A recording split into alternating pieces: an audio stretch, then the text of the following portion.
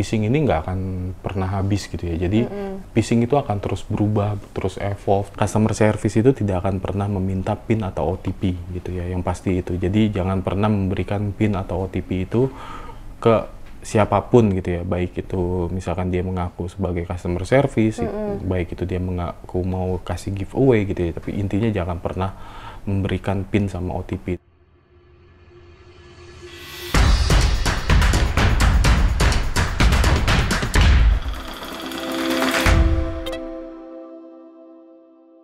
Halo anak Jakarta, balik lagi nih dengan saya Hanan di podcast Cerpen Cerita Pendanaan Konsumen.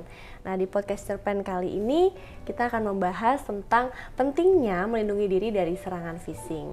Tentunya saya nggak sendirian di sini, saya sudah kehadiran oleh narasumber dari Dana, yaitu Mas Zulfi Ramadoni selaku Head of Fraud Management and Authorization Risk Management Dana.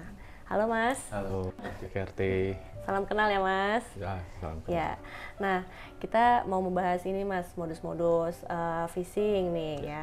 Nah tapi sebelum itu aku mau tanya dulu, jadi kalau misalnya di Dana itu kan Mas sering menangani pengaduan ya. Betul. Nah pengaduan yang biasanya diterima oleh Dana terkait phishing gitu atau apa yang lainnya boleh nggak diceritain? Ya, kalau di Dana sendiri gitu ya, kalau kami tuh biasanya untuk laporan pengaduan customer itu biasanya yang paling pertama itu phishing gitu ya. Boleh nggak dijelasin ke anak Jakarta Mas, modus-modus seperti apa yang terkait dengan phishing itu?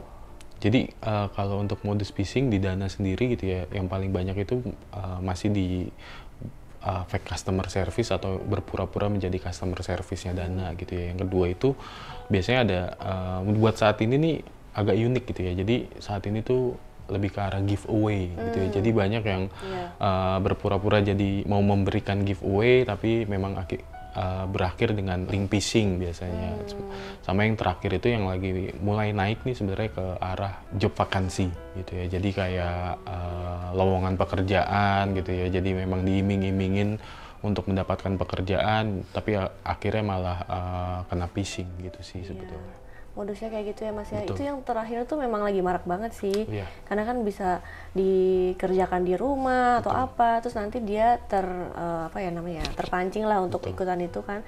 Nah, terus berarti nanti konsumennya tuh menipunya itu lewat apa? Berarti dia ngisi link juga ya? Betul, berarti? biasanya kalau phishing itu kejadiannya pasti akan ada link, satu link gitu ya, yang berpura-pura mungkin entah itu link yang berpura-pura menyerupai Dana gitu ya, atau misalkan link lain, misalkan kayak SharePoint atau apapun itu. Jadi intinya link itu pasti akan meminta PIN sama OTP gitu ya. Jadi ketika kita udah kasih PIN sama OTP-nya, otomatis penjahat akan bisa masuk ke akun kita gitu ya.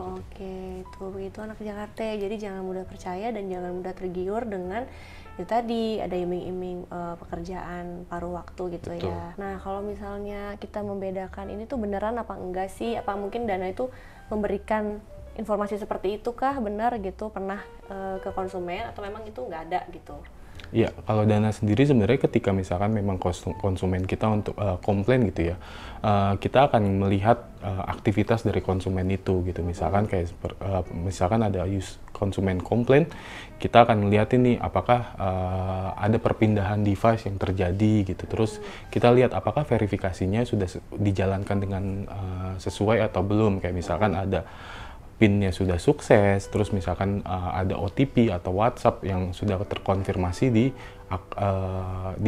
device yang digunakan, yang dilaporkan sama konsumen kita, kayak gitu sih sebetulnya. Berarti Dana ini bisa melihat ya Mas ya, kalau misalnya ada pelaku yang berusaha tadi ada tiba-tiba perpindahan device, cara mendeteksinya Mas, aksi penipuan lewat aktivitas detail itu seperti apa aja contohnya?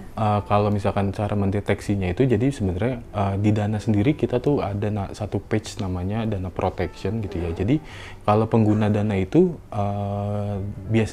bisa melihat aktivitas yang terjadi dengan akun dia gitu. Jadi misalkan ada orang yang tiba-tiba login, tiba-tiba ada device lain yang coba login ke akunnya dia gitu ya, itu akan terdeteksi di sana dan dari konsumen bisa melakukan report di sana. Jadi untuk melakukan pemblokiran terhadap aktivitas yang dirasa itu bukan punyanya konsumen gitu sebetulnya. Oh gitu. Itu konsumennya itu dari sistem dananya sendiri di belakang? Ada di aplikasi Dana. Oh, dari gitu. aplikasi dananya. Jadi kita menyediakan kayak semacam aktivitas list, baik itu yang normal, baik itu yang suspicious atau misalkan yang terdeteksi sebagai yang tidak normal seperti itu. Oh gitu. Apakah dia terima notifikasi juga Mas, terinfo nggak misalnya ada yang berusaha mau mengambil alih ini akun kamu atau gimana? Iya, jadi kalau memang di Dana itu ada beberapa yang dinotifikasi gitu ya. Misalkan memang ada percobaan login gitu ya, nanti biasanya akan ada notifikasi atau apapun itu sih sebetulnya.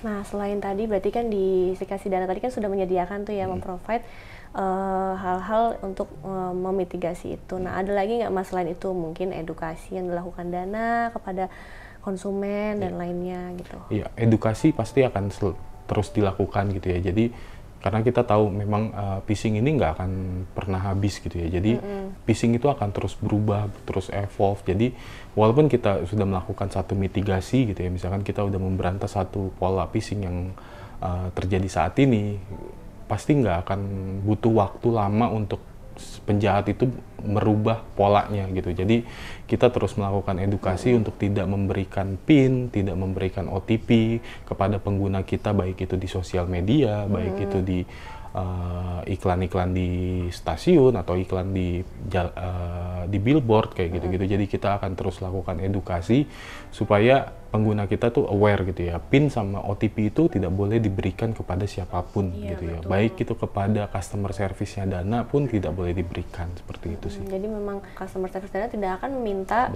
informasi penting itu ya. Betul. Kecuali mungkin untuk kebutuhan verifikasi ya Mas ya. Betul, verifikasi pun kita nggak akan pernah melakukan, meminta untuk PIN atau OTP sih. Oh iya betul. Oke. Lalu nih Mas, agar terhindar dari kasus-kasus yang seperti itu nih, apa kita mesti perhatikan agar tidak menjadi korban tuh ya, kira-kira tipsnya?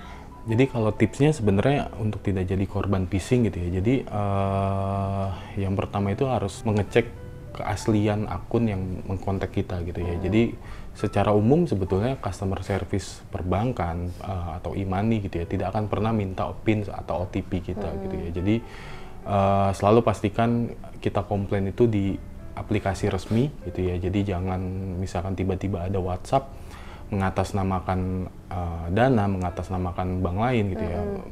Itu nggak usah digubris lah kayak gitu sih sebetulnya. Oke.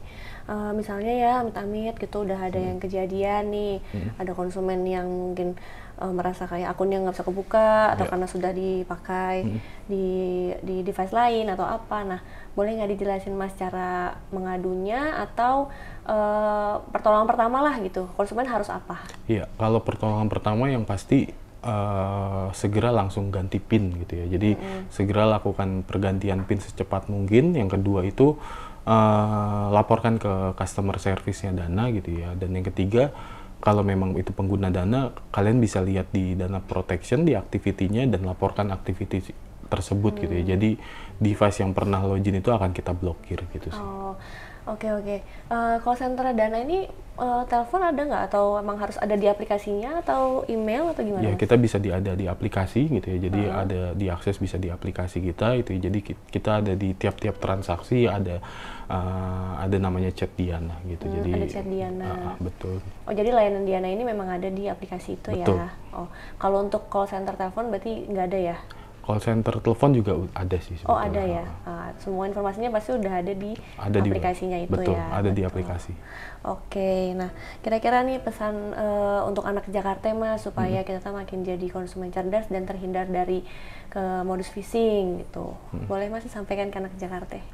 Untuk terhindar dari modus phishing sebenarnya modus phishing itu susah dihindarin gitu ya. Tapi memang ada tipsnya gitu. Jadi yang pertama itu jangan percaya sama siapapun yang tiba-tiba melakukan telepon atau misalkan nge-WhatsApp kita gitu ya, mengatasnamakan customer service, mengatasnamakan dari pihak perbankan, pihak Dana atau siapapun itu gitu ya. Pertama jangan percaya. Yang kedua, customer service itu tidak akan pernah meminta PIN atau OTP gitu ya, yang pasti itu. Jadi jangan pernah memberikan PIN atau OTP itu ke siapapun gitu ya, baik itu misalkan dia mengaku sebagai customer service, baik itu dia mengaku mau kasih giveaway gitu ya, tapi intinya jangan pernah memberikan PIN sama OTP. Dan yang terakhir itu lakukan penggantian PIN secara berkala. Itu yang paling penting juga. Ya itu dia tadi anak Jakarta, banyak tips yang kita udah dapatkan dari podcast ini. Semoga kita selalu terhindar dari berbagai macam modus phishing ya.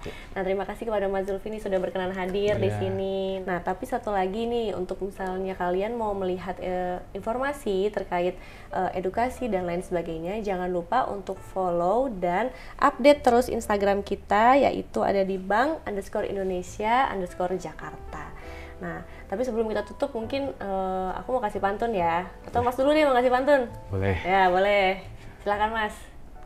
Nongkrong asyik di Senayan. Cakep. Sambil foto buat updatean. Cakep. Hati-hati dengan pesan yang mencurigakan.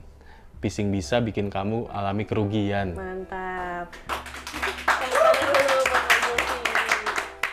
Nah, sekarang gantian saya yang kasih pantun ya Mas. Boleh. Ya. Di dunia maya jangan lengah. Cakep. Modus phishing berbagai cara. Cakep. Hati-hati saat memberi data, jaga privasi, aman terjaga. Tepuk tangan dulu dong buat kita semua. Nah, itu dia tadi podcast kita kali ini. Semoga kalian makin cerdas ya. Nah, saya Hanan dan Mas Zulfi pamit undur diri. Sampai ketemu lagi di podcast Cerpen selanjutnya. Dadah.